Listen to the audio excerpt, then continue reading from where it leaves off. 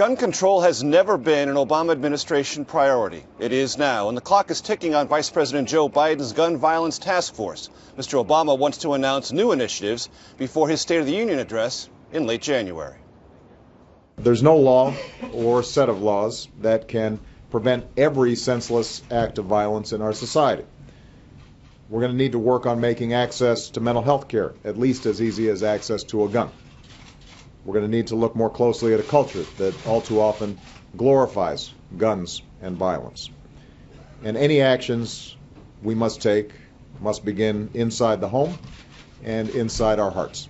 After Congresswoman Gabby Giffords and 18 others were shot in Arizona and 12 were murdered in a Colorado movie theater, the president offered up words but little else.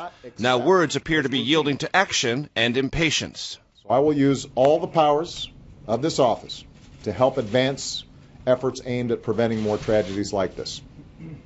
We won't prevent them all, but that can't be an excuse not to try. Biden wrote the 1994 crime bill that imposed the first ever ban on assault weapons. That ban expired in 2004. Mr. Obama noted former President Ronald Reagan supported that ban and said the Newtown massacre changed minds. The vast majority of responsible, law-abiding gun owners would be some of the first to say that we should be able to keep an irresponsible, law-breaking few from buying a weapon of war.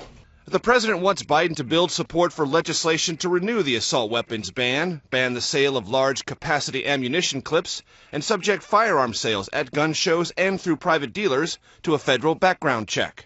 It will take commitment and compromise, and most of all, it will take courage. But if those of us who were sent here to serve the public trust can summon even one tiny iota of the courage those teachers, that principal in Newtown, summoned on Friday, if cooperation and common sense prevail, then I'm convinced we can make a sensible, intelligent way to make the United States of America a safer, stronger place for our children to learn and to grow.